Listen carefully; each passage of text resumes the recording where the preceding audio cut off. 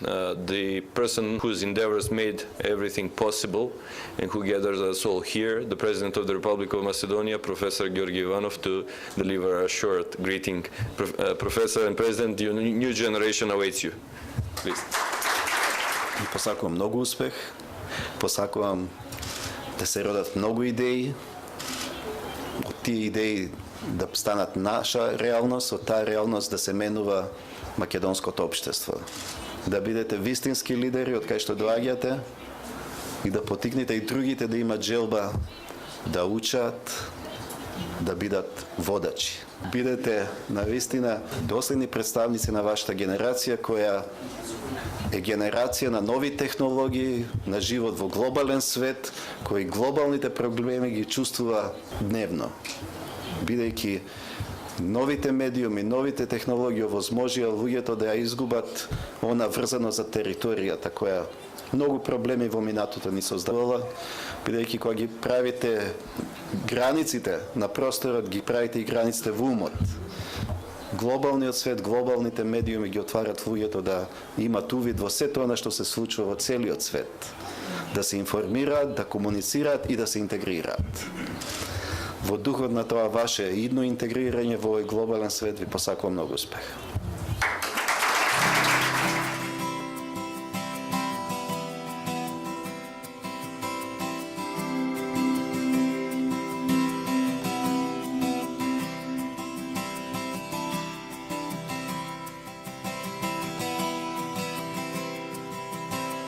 The first section I wanted to talk about was understanding leadership. Because if you think you want to be a leader, it's a pretty good starting point to know what you're talking about when you say you want to be a leader. And I think, given that I said questions and issues rather than answers, I put to you a few points that you might want to turn over in your mind when you think about the kind of leader you would like to be. Team-oriented networking is critical, so you're not just doing it on an individual basis, but you're leading your team to network with other teams. I think it's a great initiative, and I congratulate President Ivanov on having the vision and providing the inspiration for not only the initial Young Leaders program, but for continuing the process, for encouraging and developing a group of alumni, a network of young leaders here in Macedonia on the basis of leadership, without regard to politics or political affiliation, without regard to ethnicity, simply focused on those who can provide leadership in their own communities, in their families, in businesses, and that's good for Macedonia, it's good for the region, indeed it's good for the whole world. I think the main message what I can say to you is somebody, a leader, a good leader, should be charismatic. That's the most condensed way to say it to you now. And he should act as he thinks and as he feels. When he is preaching water, then he should really drink water and not wine. And with education, we can get the values directly for the benefits of for men.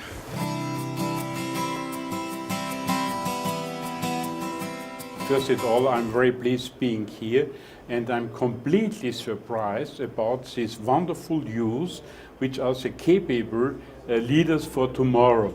And I think this all keeps me optimistically for the whole future of Macedonia, the future of Macedonia. I think the main importance of leadership is that you are from a whole personality, charismatic, that you are visionary, and that you are honest. And those are things which we are sometimes missing in our world. Well, first of all, it's a great pleasure and an honor to be able to take part in this event today. I think the Young Students Leadership, the Young Leadership Conference is an outstanding initiative that the President has undertaken. Leaders are the foundation of the country, and young leaders are the foundation of the future of a country. And I think events like this are a great opportunity to bring these people together so they can learn from each other. They can learn from the speakers, and I think it bodes well for the future of Macedonia to see these wonderful people here that I've met today. I think society is the bedrock of a country, and if you have a successful society and successful leaders in that society, you will have a successful country. And I think that, seeing the people that we've met here today and listening to some of the remarks and the questions that I've gotten, I think people have a lot of ideas about how to be leaders for their country and for their society. And I think as they move forward through life and show their leadership abilities and potential in their families, in their workplace, in their schools, that you'll have a stronger and stronger society and a stronger and stronger country. So I think there's a very clear connection, and I think what I've seen today, again, you have a bright future. There's so many young, potentially wonderful young leaders here.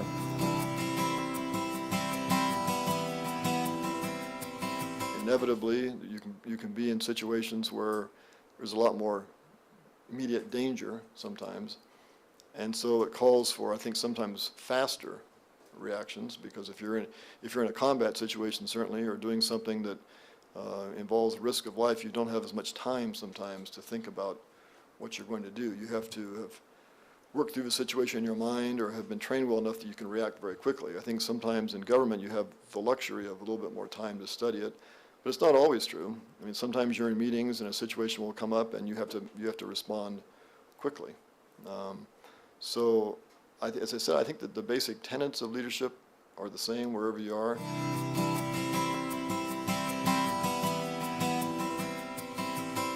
For all of the wonderful lectures you're going to receive over the next 2 weeks, for all of the wonderful lectures your predecessors participating in this school received, we can give you a lot of examples. No two are the same. And even if you found yourself in an extremely similar situation to something I'll describe, it will be different because it's you and not me. It's Macedonia, not London. It's a different time. It's 2012, not 1998. So it is different, but there are a lot of similarities. So successful strategies have to be dynamic. They adapt and evolve as things change, but the core remains true. I think that the president has shown real vision in looking ahead to the future of the country by developing its young people, who are the future of the country, who are the future decision makers, the future politicians and leaders, the future business leaders. I just think it's a wonderful initiative, and I'm so pleased to be able to make a contribution to it. I'm very impressed by this project. I think it's an inspirational idea by the President, and I think that in the long term, the leadership of Macedonia will be in very good hands as a result. The system would test you until you became overloaded. Horrible, cruel business. They would pile pressure on you until you cracked, until you couldn't do any more, until your mental faculties became so saturated you couldn't do any more. It's okay, everybody has their saturation point, but it was important for the organization to know what that point was. I was very lucky. My saturation point was actually I quickly became saturated, but I was very good at covering it up. And if in Britain you respond to a crisis by being quiet, people think that you're being cool and calm. Just in my case, I was just petrified into silence. What Voltaire said, in England, to be considered a wise man, you have only to keep your mouth shut. Good words. But if you are controlling your attitude to triumph and disaster, you're preserving some of your brain to think. You're the leader. People are looking to you. What are you going to do? The ship's on fire. We're all going to die. What are you going to do about it? Today I was talking about the importance of remembering that leaders are human as well. That we are very often encouraged to believe that leadership is some sort of inanimate skill to acquire, but ultimately it's about people. It's about heart and stomach as well as about head.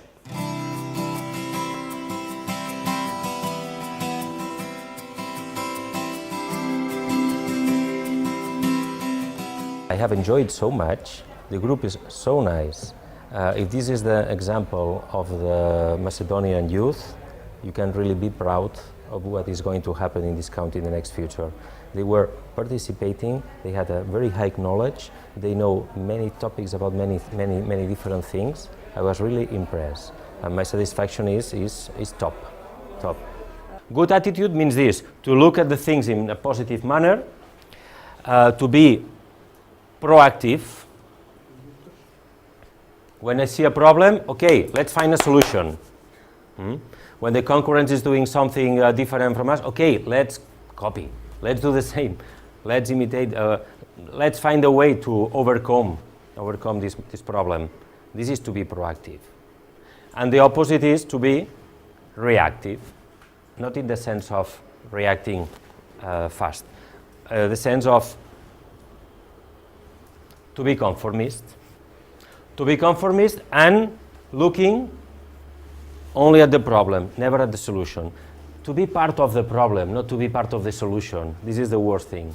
There is a line among the three presentations that if I go back to the first three questions that I asked at the beginning of the presentation, that you should ask yourself, the self-questionnaire.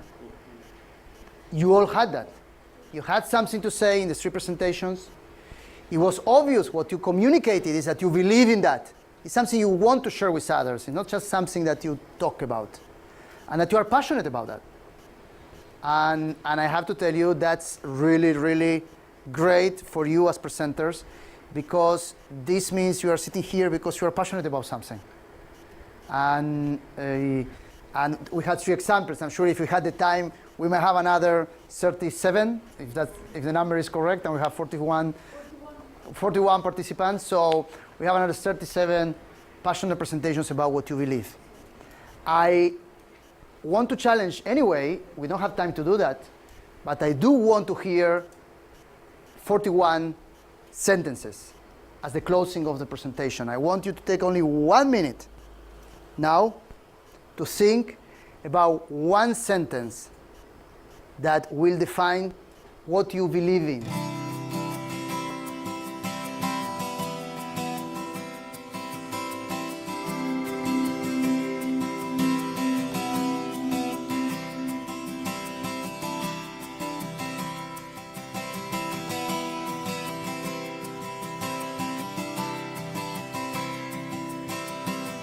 I was really impressed by the group, how they were like thinking about their actions, and they were very critical about themselves, because it's one thing, I think, to be a leader and to be a group, but that they realize that they also have a responsibility and critically think about this responsibility is, I think, a very good sign for the future.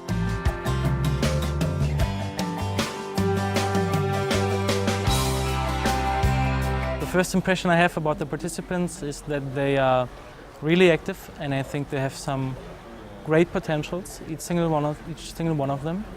I think it's good to give them the space to present them some knowledge, to give them some more inputs, and stimulate the question inside themselves what kind of leaders they want to be.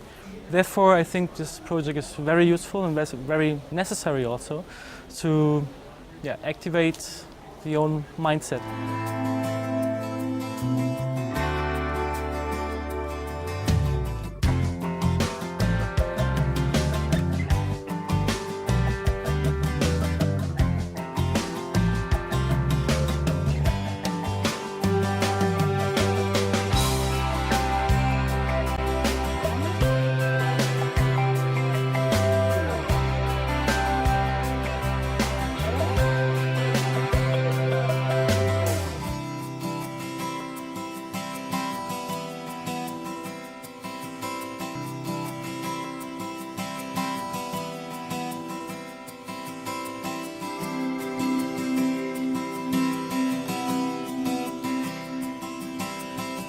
For me, it's a great honor and a great pleasure to be here.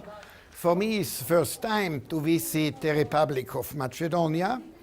The President Ivanov invited me in Salzburg. I was present 3 months ago maybe by the Assembly General of the European Academy of Sciences and Art. And so I find this project very, very, very interesting. Now I have spoken about our history in South Tyrol, autonomous province. I think our autonomy status in Italy, our self-administration and self-government in our autonomous province of Bolzano, South Tyrol, Südtirol, can be very interesting for the young leaders to know the history and the past of my people in Italy.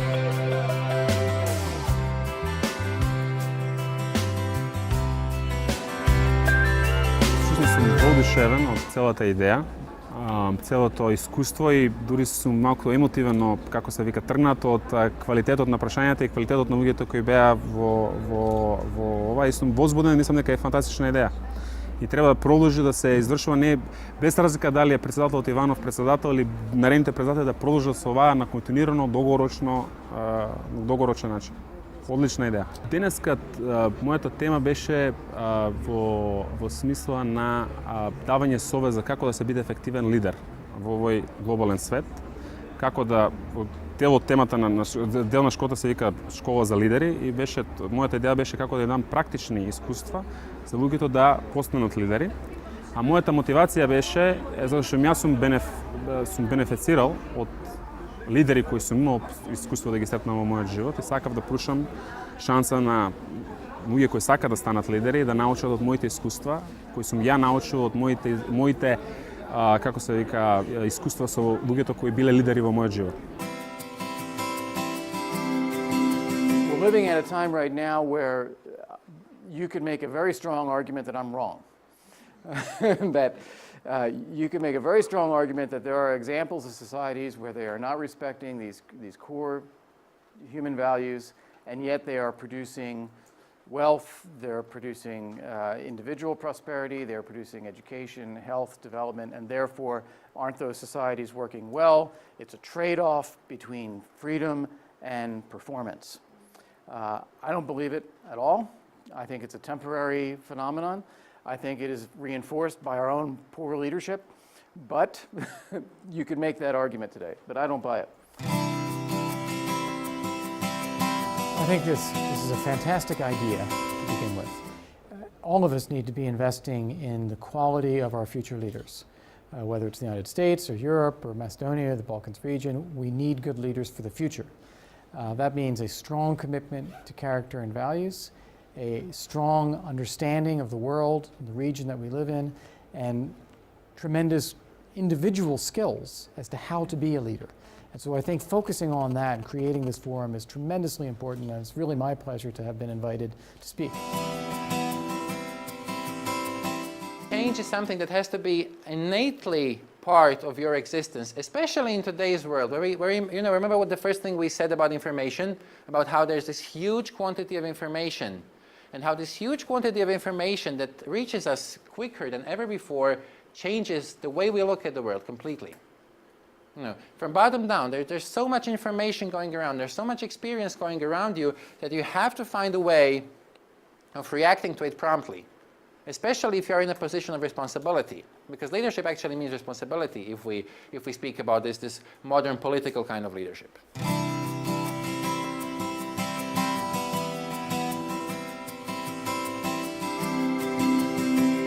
Мислам дека е Школа за млади лидери на председател Иванов еден од најголеми и најважни проекти за младите луѓе на Балкан, за младите лидери, зашто видев проективе и во Србија, и во Босна, и во Хрватска, и во многу други земји, ама ниту еден нема такови резултати, нема такова мрежа на млади луѓето, нема такова алумни нетворк, такова алумни асоциација, како што има Школа за млади лидери на председател Иванов.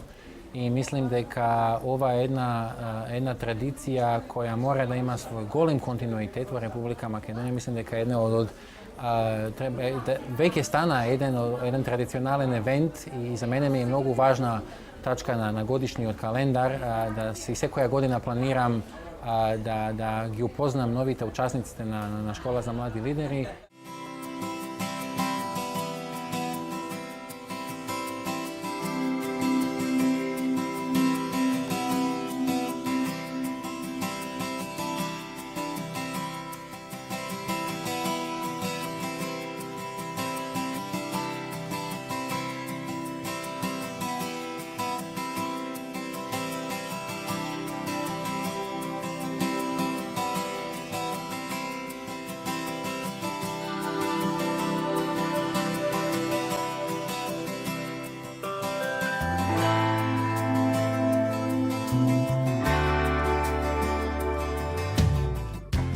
Јас работев на темата на невербалната комуникација, за која што денеска постои голем интерес на светско ниво и која што се смета за една од основните практики кои што помагаат во создавањето на личниот менаџерски и лидерски код и идентитет, и се трудев на некој начин да ги споделам оние основни правила и начини на однесување со студентите кои што ја посетуваат оваа програма.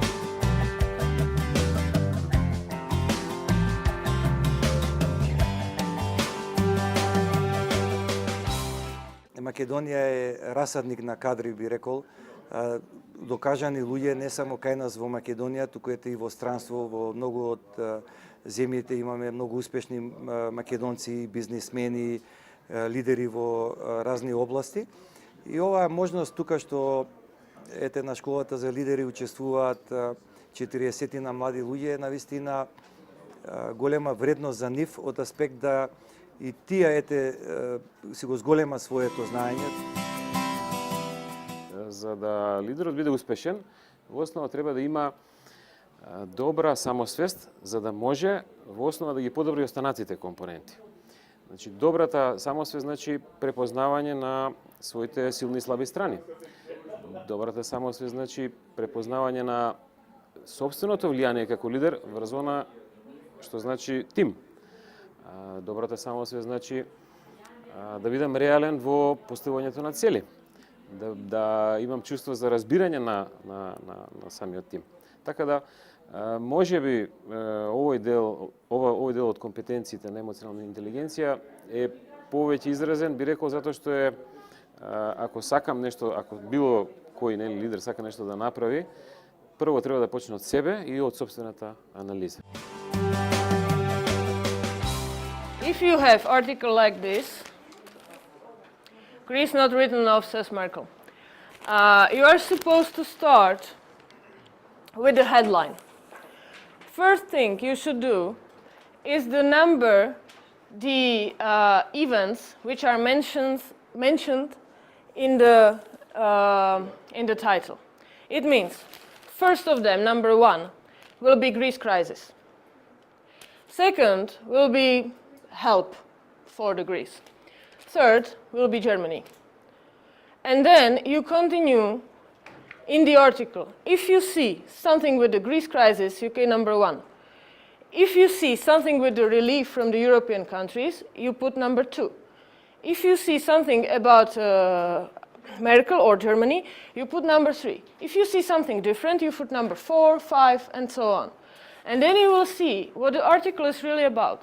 Because something, the first line says you an information, and then the rest of the article is about something else. Or the message of the article is different than the message of the first line. So this is a way how to really concentrate of what is the article really about. My impressions are best so far, because the organization of all the event is very smooth and very nice. And I guess that this project is very useful, especially in young countries like Macedonia is, and like the Czech Republic at the end is, where the upcoming elite is really young, and it's really useful that they can meet and they can get along and they can learn something. War became more costly. And so at a certain moment, people in Europe said, well, you know, we're all fighting each other, but maybe we should stop fighting. And so the Pope said in the 17th century, actually in 16 1648 they made the deal. The Pope said we should negotiate. What kind of deal am I talking about? 1648. Peace of Westphalia. Why is it important? Because that's the basis for our present idea about sovereignty. Till that time, sovereignty was not with countries like Macedonia. Sovereignty was with the rulers, with the dynasties, with the monarchs, with the emperors. They had the sovereignty, and they had certain regions and people, and they were shifting them around.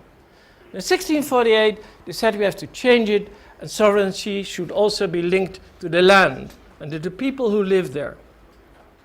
It's interesting, this peace agreement, because does anybody know why they suddenly decided now to negotiate, and with so many countries, with France, with the Netherlands, with Sweden, with the Germans, Spain was involved, the Pope was involved, Venice was involved, Poles were involved indirectly. Why did they negotiate there? Why didn't they go on fighting? What makes people to stop fighting and start negotiating? Because war and negotiation, it's the same thing. It's both about kind of conflict resolution, but one is with violence, the other one is in a peaceful way. But the same tactics and strategies you need in warfare, as Sun Tzu, the famous Chinese general, said, you also need in negotiation. If you want to judge a project, what you have to do is not first of all to look at the teachers, although you have an excellent range of teachers. There's no doubt about it, and it's really an honor for me to be part of it. But what you have to do in the end is to look at the participants, because it's about them. And what I found in today, they are not only good and knowledgeable, but they are very active. You can have very, very knowledgeable and good groups, but if they're not active, if they're not into it, if they are not motivated, it won't work. And so I have to congratulate you, especially with your selection of the participants. The art of negotiating comes into place there, because you need to negotiate with your neighbors who are smoking and throwing the ends in your garden. I don't like that. How do I tell the guy who is walking like this in the elevator? I'm a little bit scared, but I don't like the cigarettes ends in my garden. So I did this in practice, actually. I went with an ashtray to the guy and I said, oh, I'm sorry, it seems like you don't have an ashtray, but I have few, so I will give you this one. Maybe you want to use it in order not to throw the things in my garden. I would appreciate that. My flowers are very sad. He's looking at me, he's like, what is with this woman? And it's like, no, I have an ashtray. I'm like, that's fine, you can keep this one because I have many, but I'm sure that you will throw the garbage in the ashtray from now on, right? He's still looking at me like, are you for real? But I never saw a cigarette end in my garden anymore. So I didn't go and I didn't say, who are you? It's my problem. None of those things. I don't need to show strength. You can be very nice, you can be very polite, they will think you're a lunatic, but if the outcome is that you don't get the cigarette ends, I like that kind of art. I like to negotiate that way. Јас сум многу благодарна што сум по втор пат повикана на оваа школа.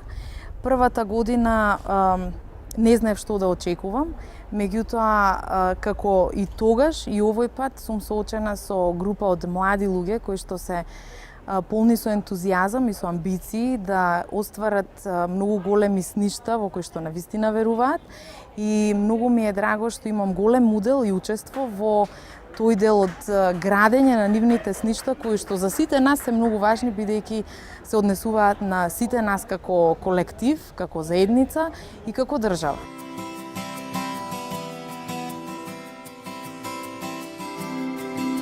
I believe that this is a wonderful project, and I fully support President Georgi Ivanov, who is also my friend and colleague, a great leader himself in academic and social and political issues. I believe that this kind of school is needed in various countries. It is organized under different modalities and different ways. but this is a success, and it is a kind of school that should continue for the years to come.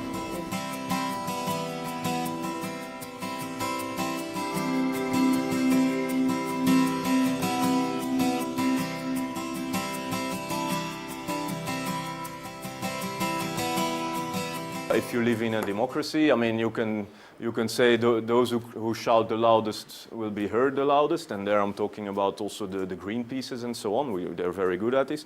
But any kind of lobbyist, even one person, has a full right to at least try and talk to their leaders and see what they can do for them, and that's what you do.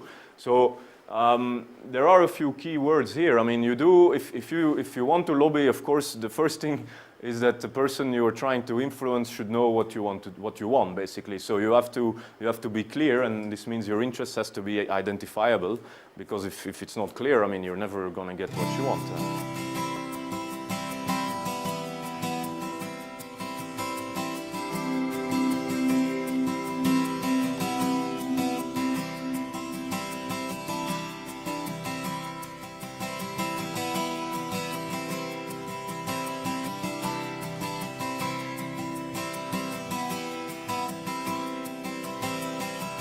Very interesting experience. As you've seen, I just finished my class. I mean, when I came already yesterday, I found a group of young and dynamic people really ready to listen and actively participate in discussions. I was hoping it would be the same with my class, which was about lobbying and lobbying in Brussels, more specifically. So I felt it's really gratifying to be able to work with a group of people that are so interested in what you have to say. I think a leader should never be shy or afraid to speak his or her opinion, and at the same time try to make sure this opinion reflects with a lot of people. So I think it's important that a leader is ready to come out for his ideas and try to gather a lot of people along with them. I must say that I was very delighted and very honored to be asked to be speaker here. I was asked by Gorica via Anja Šimek, and I must say that I immediately tried to find the opportunity to come to Macedonia because it's just my third time in Macedonia, and for me it's a little bit like coming home to a family. Everybody is very open. Everybody's straightforward, and I love really to be here. I find a lot of open-minded people, and it's an impressing atmosphere in the summer school.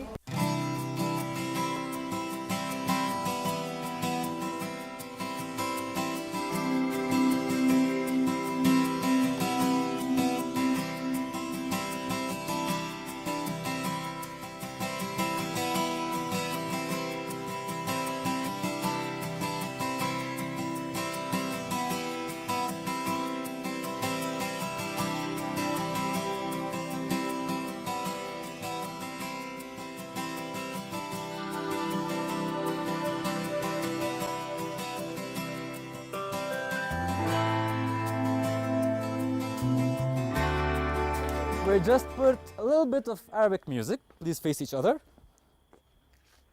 And pick what do you want to do? Well, what do you want to do?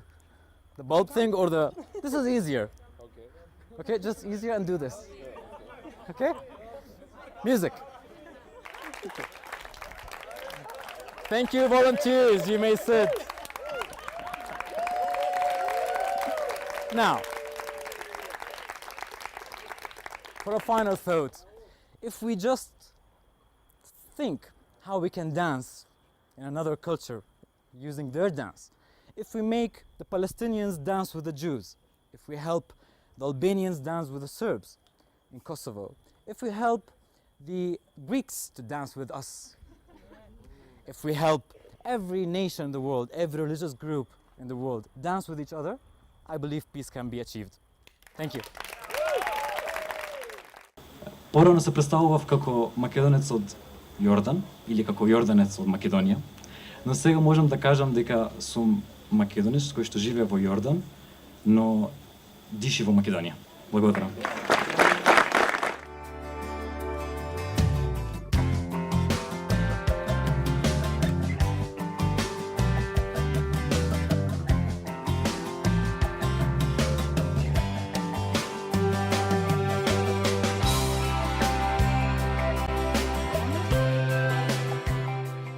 I think it's an excellent, worthwhile project.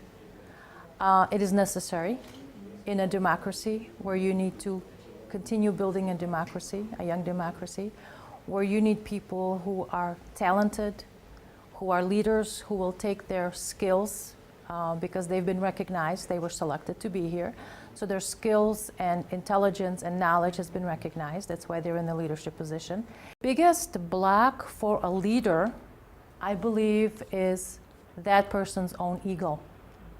Because leaders think that because they're leaders, they automatically should receive certain privileges and certain rights, and it's not like that. A real true leader is a humble person who doesn't worry about his ego, whose ultimate goal is to achieve whatever good that he or she is trying to achieve that has a positive effect on society, that makes the society a better place and develops it in a positive direction. Yeah. And when a leader has the ego, that gets in the way, and that person becomes kind of ineffective because others really don't want to follow them. What I'm talking about mostly today is arranging a press conference. How do you arrange a press conference for yourself or for your organization? But there's a difference of being confronted by a reporter on the street and actually calling a press conference, okay? If you're being confronted by a reporter or a group of reporters, you don't have to answer the questions, okay? You can give a general answer, but you don't have to, it's up to you, okay? Make sure you don't come across that you're hiding something, but say, at this time I'm not prepared to answer it, okay? Or I will talk to you about that later. Good question, but I will answer it later. Keep learning, keep studying, even if you're 90 years old. I mean, keep learning. You know, just because you go through the school here, because you finish with your faculty studies, it's a lifelong process. Okay, keep learning, keep studying, and keep a good group of people around you, and share your knowledge and your experiences with others. Прво, како мислење за проектот и кога го слушнав и претходни години кога видов како действуваше, навистина сум импресиониран и мислам дека е баш тоа што треба за младите луѓе. Треба да се одвиваат одредени развојни програми на младите, оти тоа нема да го добиваат за време на работа или за време на факултет. И кои ќе се концентрираат луѓето и можат да се ослобода, да се искажат, да дискутираат, да бидат провоцирани и да му се укажат одредени идеи, можеби дел од нешто од тоа ќе остани за понатаму да го размислуваат. И мора да се идентифицираат тие кадри, тие ќе ни бидат дел од иднината во фирми, во администрација, во политика и така натаму. Струката спрема неколку книги што има излезено во последно време, пример Talent is Overrated и неколку други написи, истражувањето покажува дека сите што покажале неверојатно, да речеме, перформанси во својата струка, дали е некој на клавир, опера, дали е некој спортиста, Тайгер Вудс, еве за голф и така натаму, во суштина сите имале минимум по 10 години интензивен тренинг. Јас се одбрав како наслов практична страна на лидерството, но во суштина во главно ми беше дискусија за како луѓето треба да се соочат со таа конфузија што типично му постои, особено кај младите луѓе, и на кој начин да се соочат за во суштина да можат да растат. Мора многу да се чита и да се размислува на таа тема.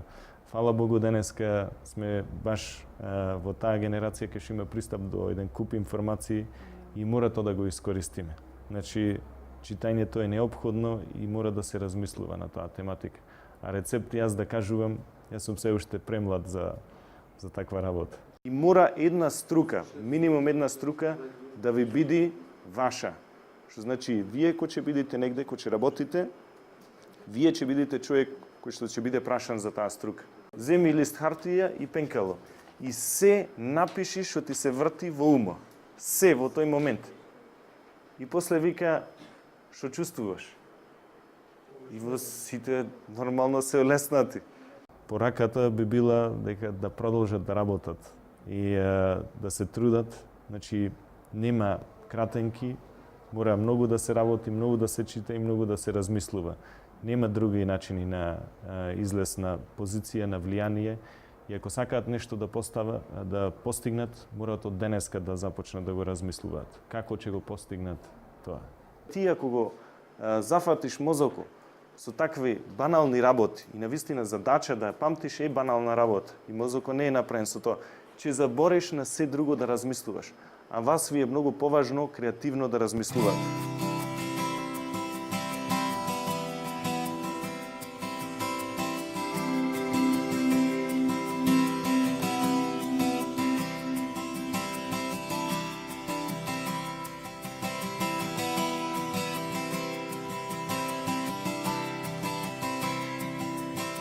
Значи, ние, тимот Лавици, подготвивме проект кој има за цел да ги потекне селениците во Европа да се заинтересираат за Република Македонија и да се вклучат со нивните инвестиции.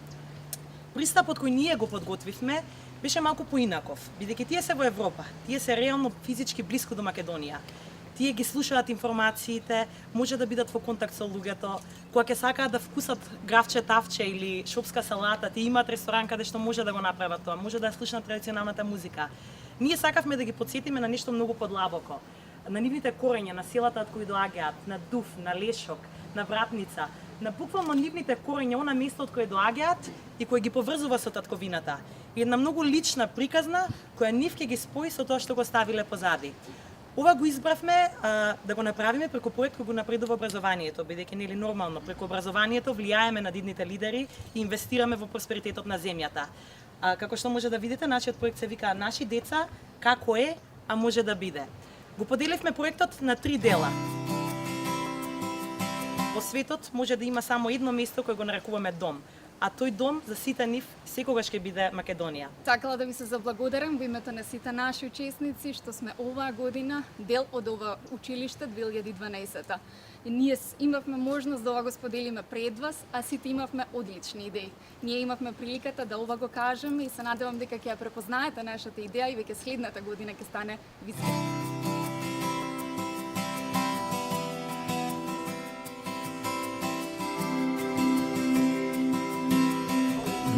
You're here in a really exciting time in your country.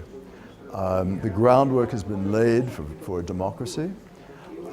It's a growing country. I know there are economic problems worldwide, not just in Macedonia. But to be involved in the growth of this country at this point in time, and there's an advantage to it being a smaller country, because if you're talented, you'll go up quickly. And it's an exciting opportunity and it's an exciting time to be a leader. If they're a good speaker, they will speak in sound bites and make your job. They'll spoon feed you, I'm meaning you as a journalist. And that is absolutely critical. I'll tell you one other thing about sound bites, by the way, which has more to this afternoon's talk than this one. But 15 years ago, and this gives you an indication actually of the changing world that we're living in. How long do you think the average sound bite was 15 years ago? 45 seconds was the average sound bite. What do you think it is today? 7 seconds. 7 seconds is the average sound bite. Is this meeting going to last an hour? What is the purpose of it in a 15-second sound bite, say? Start with the sound bite, end with the sound bite, so that they know what the meeting is about, why it's essential, what you want out of it, and then follow through with your explanation. Apart from being good communicators and effective communicators, effective is probably a better word than good, and they need to be fair. I think they need to be a chameleon. That's to say they are capable of changing their own environment, changing the environment they're living in, and being able to change their approach to changing conditions. Conditions are not static. And if they can't change their approach, they're a two-dimensional leader.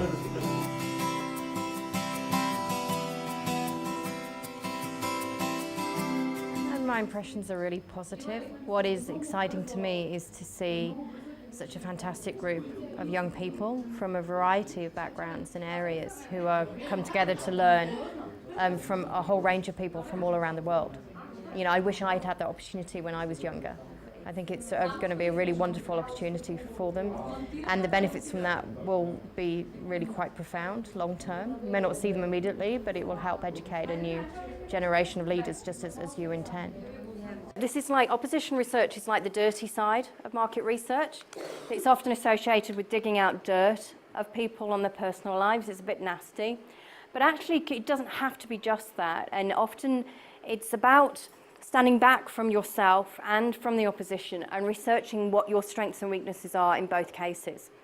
So advisors in the US and the UK will actually do opposition research on their own candidate, because they want to find out what their candidate is good at, because there might be some strengths that they haven't realised, there might be some good parts about their record, as well as prepare for possible weaknesses that the opposition might attack them on.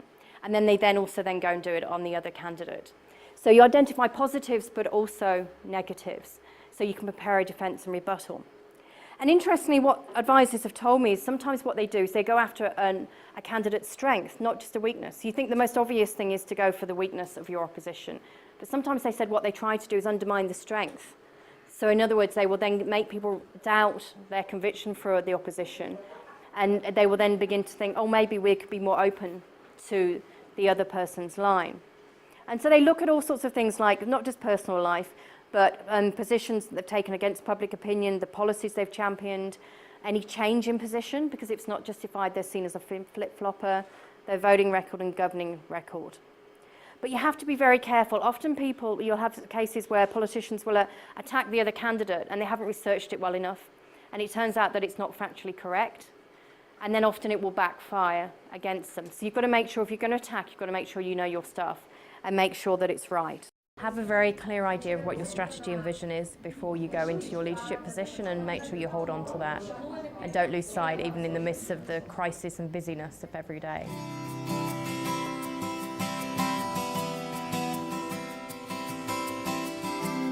Ethics is defined by what will bring the most pleasure and remove the most pain. So in other words, the way you decide what is good and what is bad morally is by asking yourself what's going to bring the most pleasure and relieve the most pain. Pragmatism, consequentialism, the ends justify the means. That means what it sounds like. It means that once I decide on a goal that we think is worthy, I can do whatever it takes to bring it about. How often do you think you see that in politics? Yeah, every day. I mean, that's pretty much the rule of the day. Well, probably in the real word, utilitarianism comes a little closer. Utilitarianism, you can think of this as a combination of the first two. Utilitarianism is really saying that we want to bring maximum happiness, which is the hedonism, but the way that we're going to do that is by letting the ends justify the means. I chose a topic that is often overlooked in a discussion of politics. It's a discussion of both where ethics come from and how ethics drive leadership. In other words, we want to get to those basic fundamental questions of how policymakers act ethically and morally, both politically and in creating public policy.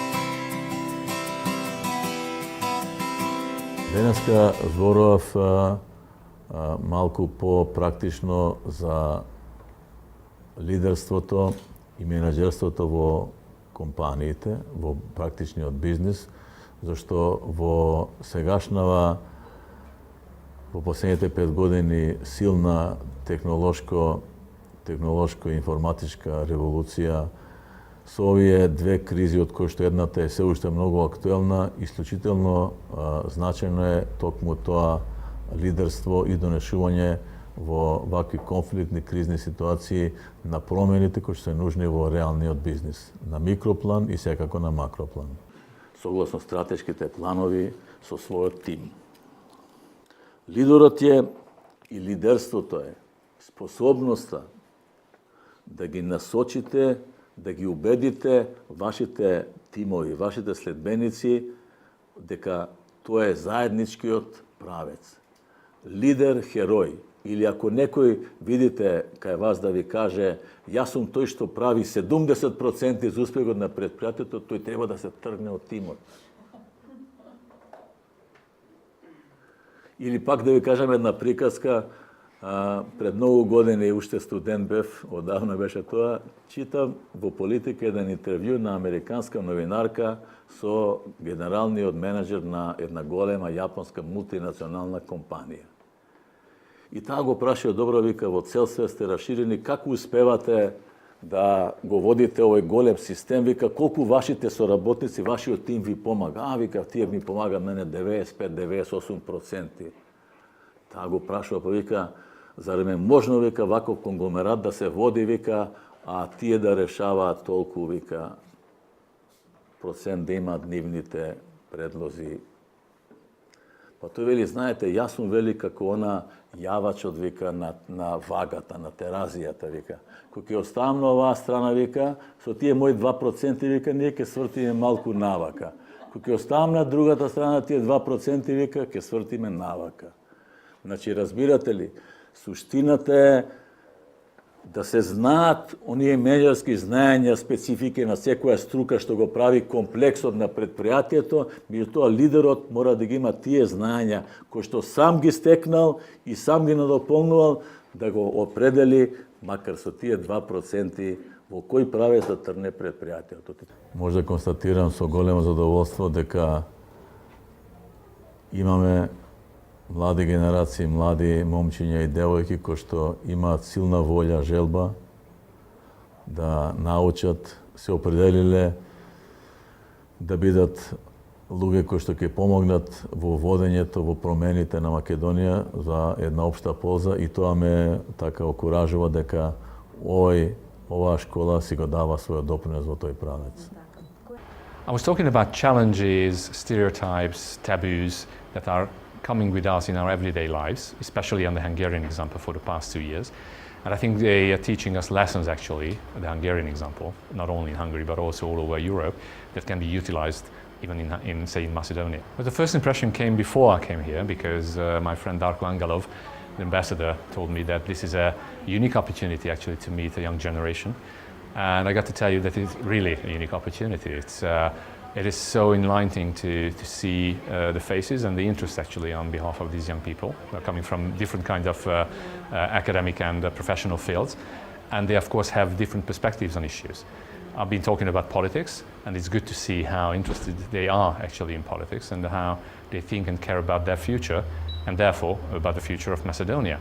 And we all know in Hungary, for the lesson actually of the past 20-23 years, that the younger generations have a very special view on what they would like to achieve, and that kind of incentive and that kind of perspective is a challenging one. You have to catch up with. Вечерва добивате сертификат кој ви е еден вид доказ дека знаете да користите компас. Оно истиот компас кој го имавме на првото предавање. Компас за ориентација во патот наречен живот, компас за патот наречен потрага по среќа. И посакуваме од ова пристаниште, кое сме вечерва, да продолжите да патувате и сето знаење, сето искуство, сите вештини што ги стекнавте, да ги пременувате во вашиот живот. Да ги пременувате на тие околу вас и тие со вас. Да ја направиме Македонија, да биде горда на вас.